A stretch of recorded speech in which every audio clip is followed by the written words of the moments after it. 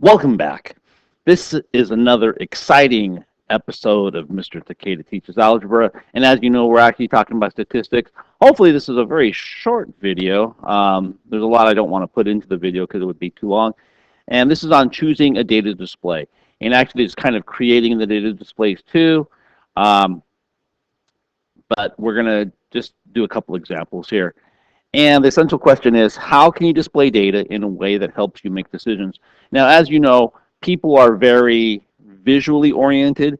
So when you look at things on a graph, you should be able to read the graph and discern a lot of information from the graph very quickly. And that's because when things are done in a graph, it's the relative position of data points or relative size of parts of the graph give you lots of information right away. So that's the kind of thing we want to think of. So first, we're just going to start with a couple of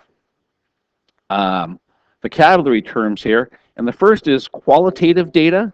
And of course, the term qualitative is like a quality. So when we talk about qualitative data, we're thinking about things that have to do with a description of the type of information we're working with, or the category. And the other one is quantitative. So quantitative, I think quantity, and this consists of numbers, okay, counts or measurements. Qualitative, and here's kind of the big sentence here. When using qualitative data, operations such as adding or finding a mean, finding an average, do not make sense. Because this is things like favorite types of fruit. Qualitative data is like favorite types of fruit, your favorite musical artist, your favorite song, your favorite color. That's the kind of data we're talking about there. Quantitative data is like, you know, your age or maybe your height. Things that, again, things that can be measured, okay? So those are quantity or things that can be measured. Okay, so get those ideas into your notes, and we're going to just ask some examples right now as a way to learn this. And we just wanted to say whether data is qualitative or quantitative. So, for example, prices of used cars at a dealership. Prices of used cars at a dealership would be, well, there's numbers there, right? There's numbers there.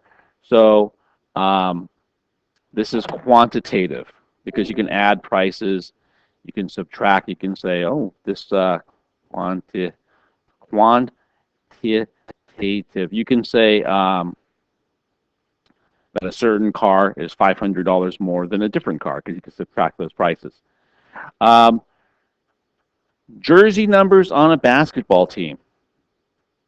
Those are numbers, but you don't add and subtract them, right? So, you know, when Kobe went from number, what was he, number 24 from number 9, it wasn't like, oh, he's like 3 times better because the number's 3 times more. No, they're just labels. So this is actually qualitative, even though they're numbers. It'd be like, you know, First Street, Second Street, Third Street. They're just names. They're not actually measurements. The lengths of songs played at a concert. That would be quantitative.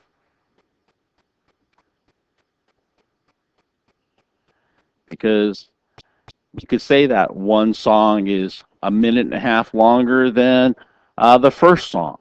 We can compare the lengths of the songs and subtract and multiply them. What if this song was twice as long? We could actually multiply that length of the song by 2 and come up with another number. The zodiac signs, well, those are things like Sagittarius and Aquarius. So those aren't even numbers at all. So this is quite obviously just a qualitative label here, qualitative description. Qualitative. Okay, so those are the types of data. Now we want to think about choosing and creating a data display. And how do we analyze data and create the data that best represents the data, or to create a display. I'm sorry, I'm talking kind of fast. So example A, we've got eye color survey, and we have colors. We have 1, 2, 3, 4, 5, 6. This is obviously some kind of qualitative data, and then the number of students that have that color eye in the second part of the table here. Well, one type of display that we could use here would be like a bar graph or maybe a pie chart. A pie chart. So I'm going to switch over to the Desmos graphing calculator here just real quick. I have the data in here. I just put it in the table. And one nice thing about these spreadsheets, I said Desmos graphing calculator, I'm sorry. This is Google Sheets. I went to Google Sheets. You can put this data in here and then click on the chart wizard, and it recommends certain types of charts to you. And we have, and some of them are good, some aren't good. Like these bar graph things aren't going to be good. I mean, that doesn't make any sense at all because it's not continuous data. That doesn't make any sense. A bar graph, so we can compare the different types of data, and you get kind of a relative size. So this one, you can see how much more people have brown eyes than blue eyes, and how many more people have brown eyes than say gray eyes. One would be a pie chart. The relative size of the areas tells you the relative number of people that have that color eye. So you can see there's way more people that have brown eyes than have green eyes. I like that green. They use green for green, but they use blue for brown. Anyways, that's just all kind of random. Okay, so pie chart, bar graph. Okay. Now, you might ask yourself, what's the difference between a histogram and a bar graph? Histogram has like ranges. Now, see, obviously, this is not right here. There's something wrong here. But a histogram is like a range of numbers, 0 to 10, 10 to 20. We've seen that previously. But a pie chart's a good way to go here. Okay. The second one, since we have just two sets of data here, a double box and whisker plot would be a good way to compare this data. So we could get those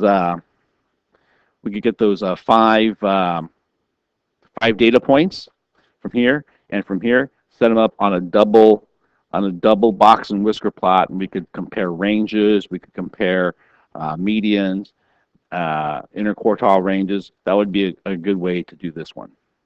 I'm not going to show that one because I can't do that one with a computer. Okay, so let's talk about analyzing misleading graphs. Describe how each graph is misleading, and then explain how some might misinterpret the graph. Okay, one thing you have to look at when it comes to misleading graph, and you see these like on the news all the time, is this idea here that they don't start at 0, and they don't have like a little break. Sometimes you'll see graphs that have like a little break line in between to show that there's an interruption in the data. Well, these don't have that. So what does it look like? It looks like from 2000, so this is tuition, room, and board at all colleges and universities.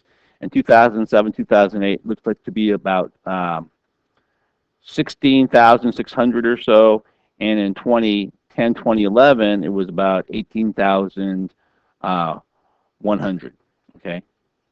But if you look at the bar graphs, now you could compare those numbers and say, oh, it went up about $2,000 or something like that, or $1,500.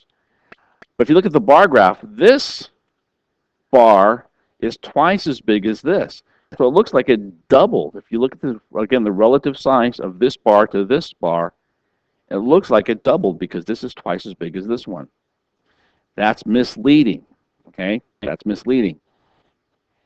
It only went up about $1,500, and as a percentage, it's not close to twice. What about this graph over here? Well, the scale, now this is nice because they start at 0, and there's this little break thing here, so they're telling you that it's not a complete scale from 0.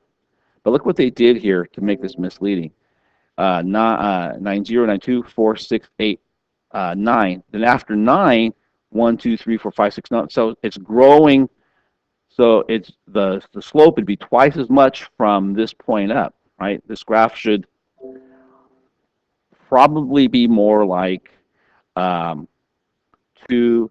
There's at 5 here. So 2, 4, 6, It should be more like something like this. But they're making it seem like that the hourly wage just went through the roof from 2011, 2012. It went up twice as much as it did. Well, the graph shows it going twice as much as it really did. So this is misleading. You have to look at your scale values to make sure it should be all even. Okay, it should be all even all the way up. Okay, that's it. Here's Batman versus Superman. This was a great movie. They played baseball, and Robin's all confused because it looks like he's safe. He got tagged. Who knows? Okay, that's it. I'll see you in class. Have a great rest of your day. Bye-bye. Bye.